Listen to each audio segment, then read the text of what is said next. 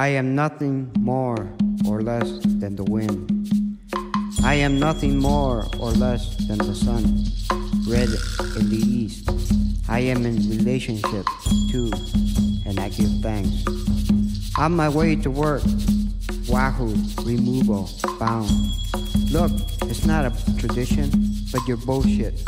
We don't ask for much, respect and dignity, common to all, and held in trust, or must, perhaps it's greed. That's the game of mistrust. In the make-believe world of power, and we abuse as we are being abused, are the ones who hold the real world in trust. Indian givers that we are, but still I am nothing more or less than the south wind. Yellow in the south, grandfather peyote, I am in relationship to, and I give you thanks. We hold to that way, we hold to that way, we hold day to day. 1492 to 1996, we hold to that way. We don't ask for much of material wealth or that garbage rush.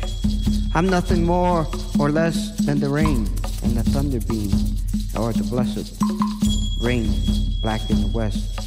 I am in relationship to, and I give thanks to the Great Spirit, not for power or material wealth, but to enter as I am with you, those parts of my prayers that matter as we gather the seeds of the people related to the winged, to the four-legged, and to the ruddy ones, with Mother Earth to heal and to be how it could be or should be. Would your dreams be a part of me? Still, I am nothing more or less than the white snow of the north. As part of and relationship, I give you thanks. In the vision of today, I drift sometimes back, and it's enchanting to find you in my thoughts. In the sky world, to the earth, and to the center of all things, the great mystery. In prayer, I am thankful for that relationship. Standing here before I move on, and all the miles up ahead in time yet to come, yet it's hard to let go. Your laughter sits gently in my ear. Your being brought sunshine on these beautiful winter days. What days are forever, with who and why?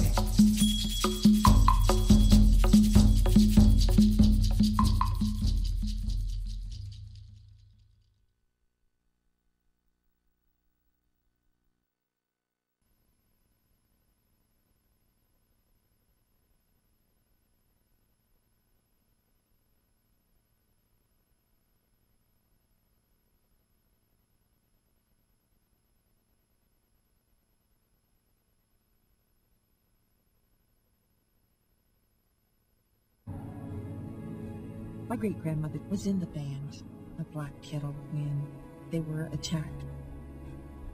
There was one little child that was walking up the creek bed, and there was a soldier there that was using the little boy to start at practice. He took one shot, aimed, missed him.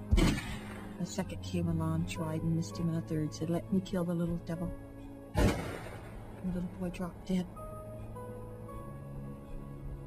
You had pregnant women whose bodies were being cut open, and the fetuses being taken from them. The private body parts of men and women were cut from them, and some of them used as saddle horns, hat bands, tobacco pouches, and put on public display in Denver City, in such a way that you would begin to ask, who is savage in this case? It certainly was not the Cheyenne.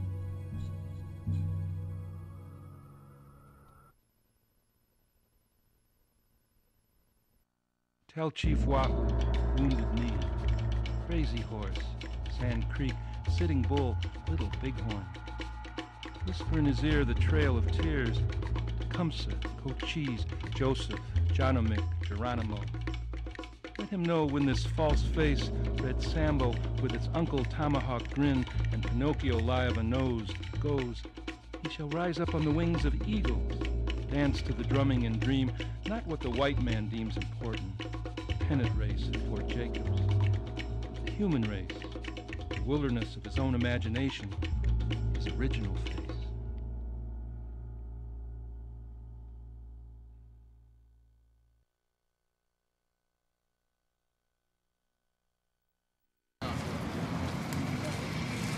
We're going to say a little prayer here before we get started. Ask the Creator to walk with us today, and Mother Earth to take care of us. We're going to remember everybody that's not here and not present here with us today. Sometimes when we gather like this, we think about numbers. You know, we wish we had hundreds of people here. But you know, the movement started with just a few people, American Indian movement. Out of a population of 25,000 Indian people in Minneapolis, there's only maybe about 100 of them showed up. And most of them were women and children. When we started talking about the things that we were going to do, you know, because we were small in numbers, we said we're going to take our struggle out into the streets. I called it confrontation politics. I was the one that coined that phrase. Well, how are you going to make change? I said, we're going to march on the police department, we're going to march on the Office of Education, we're going to march on the churches, everybody that has controlled our lives over the years. And we're going to demand change. And if they don't want to change, we will change. When you talk about decolonization, you got to decolonize yourself. Doesn't mean we have to go back and live in wigwams or teepees, or ride a horse or paddle a canoe. It means going back to our traditional form of government and our way of life. There's a time in our history that everything that we did, no matter what we did, there was a prayer, there was a song, and there was a ceremony. Fishing, hunting, tap the maple sugar tree, harvest the wild rice, no matter what, plant a garden. No matter what we did, we had to ask the Creator for guidance. That's the Mother Earth to take care of us. And when that garden was harvested, when we brought in those fish and those buffalo and the maple tree and the wild rice, we had Thanksgiving. We didn't wait for Abraham Lincoln to say the last Thursday of the month of November you can celebrate Thanksgiving. We had Thanksgiving every single day of the week. And that's the way it was at one time. That's the way it's beginning to be again. That's the way it's going to be for us Indian people again, for all people that believe in this way of life, believe in this circle. So we never do anything today in the movement without prayer, without ceremony, without sounding that drum. If we're in Minneapolis, we build a little fire even, because our grandfathers and grandmothers told us that what we were going to go through as a people, the suffering, the pain, the boarding schools, we moved from our land, our culture and way of life stolen, to the point where we'd only become mascots for America's fun and games. But it looked like just a few of us were left. The drums would be heard again.